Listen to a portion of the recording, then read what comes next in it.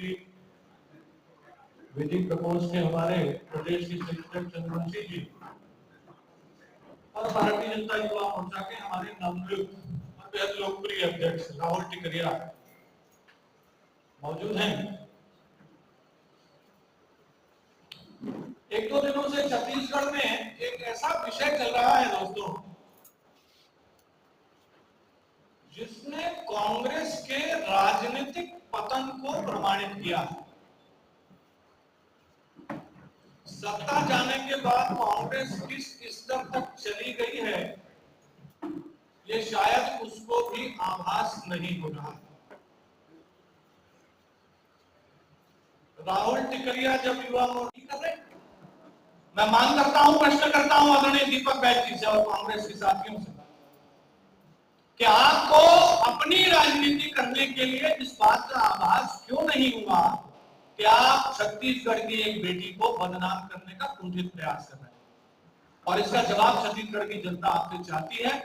और यह विषय एक पारिवारिक विषय था, यह विषय कानून के दायरे में गया था। कानून के दायरे में जाने के बाद कोर्ट का वर्डिक्ट आ चुका है, कोर्ट ने क्लीन चिट दे दी है, जो आरोप लगाए गए थे उनको झूठा कोर्ट ने बता दिया है। और अचानक अब कांग्रेस फिर से इस विषय को उठाकर अपनी राजनीतिक निम्नता का परिचय दे रही है।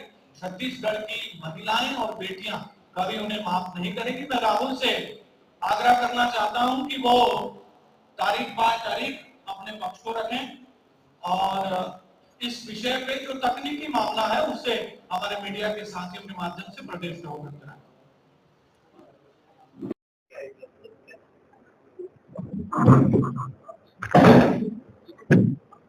आप सभी को नमस्कार। सबसे पहले तो आप सभी का धन्यवाद। और दूसरा विषय है कि दुखी हूं कि लगातार 4 साल में जब जब कहीं पे नाम आया, जब जब मैं चुनाव लड़ा या जब पार्टी ने मुझे कहीं पे स्थापित किया, ये विषय निकल कर आया कि मेरा नाम किसी के साथ जोड़ा गया। अब आपको बता दूं, जिस प्रकार से कांग्रेस की पार्टी कभी चरित्र हनन पर आती है, कभी हत्यारा की बात करती है, कभी अपशब्दों का प्रयोग करती है। ये एक हमारे प्रधानमंत्री जी से लेकर गृह मंत्री जी तक का तो विषय था ही। मैं तो एक बहुत छोटा और निचले स्तर का कार्यकर्ता हूँ। मुझे तो जिस प्रकार से बदनाम अभी 2-3 दिनों में किया गया, ये अपने आप में दुर्भाग्यजनक था। क्योंकि पहले भी ये विषय आ चुके थे तो मैं स्वयं बाइट देके या फिर वीडियो बना के इसका खंडन कर लेता था। लेकिन अब भारतीय जनता पार्टी ने मुझे युवा मोर्चा का एक प्रदेश अध्यक्ष बनाया है, बड़ी जिम्मेदारी भी है। तो कहीं ना कहीं जब तक पार्टी मुझे आदेशित नहीं करती, मैं आप सबके बीच नहीं आ पा रहा था। तो आज पार्टी ने गाइडलाइन किया, पार्टी ने हमारे प्रवक्ता बड़े भैया लोगों के साथ में आपके बीच में बैठाया, विधि प्रकोष्ठ के साथ में बैठाया। तो आप सबके बीच में ये विषय मैं रख देता हूँ। मामला था वर्ष 2022 13/4/2022 का। ये एफआईआर की कॉपी है, बेरला थाना कलर का चौकी की। मैं लगातार विपक्ष में मजबूती के साथ में रहा। कांग्रेस की सरकार और वहां के विधायक, कांग्रेसी विधायक के साथ जबरदस्त लड़ाइयां लड़ी। 4 सालों में उस विधायक ने मुझ पर 14 एफआईआर किए और मुझे 5 बार जेल भेजा गया।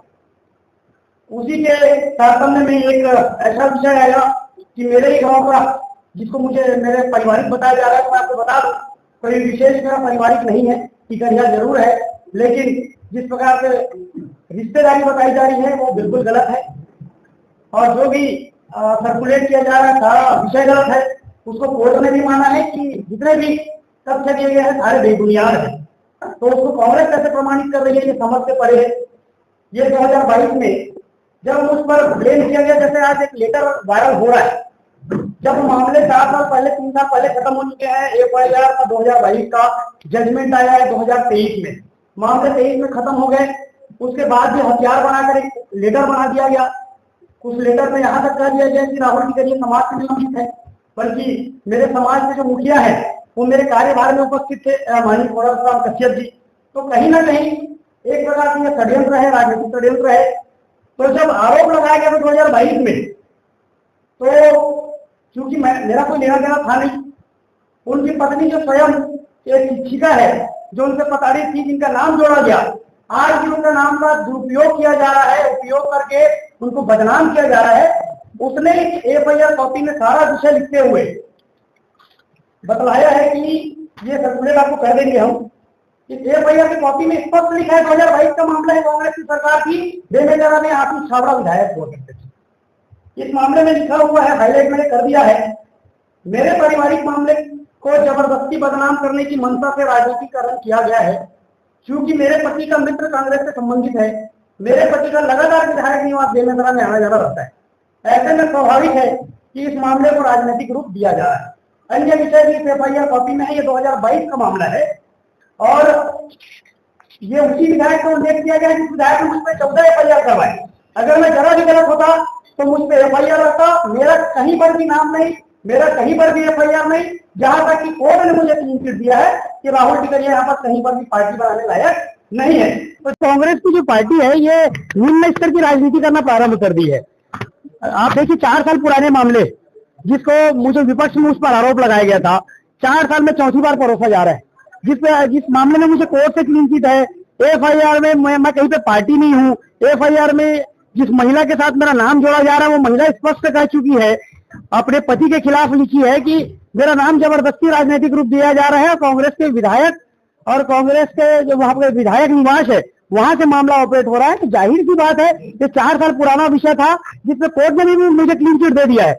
लेकिन कांग्रेस की पार्टी को शायद ये नहीं पच रहा है कि एक गांव से किसान का बेटा आके आज यहाँ पे जिला पंचायत के सदस्य रहते हुए आज प्रदेश का अध्यक्ष बन गया है। कांग्रेस को शायद ये रास नहीं आ रहा, इसलिए इस प्रकार से पुराने मामले को निकाल कर न सिर्फ वो मेरा अपमान कर रहे हैं बल्कि छत्तीसगढ़ की बेटी को भी अपमानित कर रहे हैं।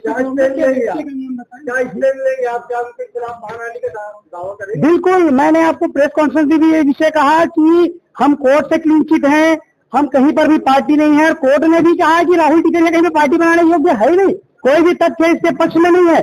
सारे तथ्य को कोर्ट ने खंडित किया था आज से नहीं 2023 के जजमेंट में। तो जाहिर सी बात है मुंगेली जिला से एफआईआर होना चालू हो गया है। अब आज देखना प्रदेश के कई जिलों में एफआईआर होंगे और मानहानि के दावे भी किए जाएंगे।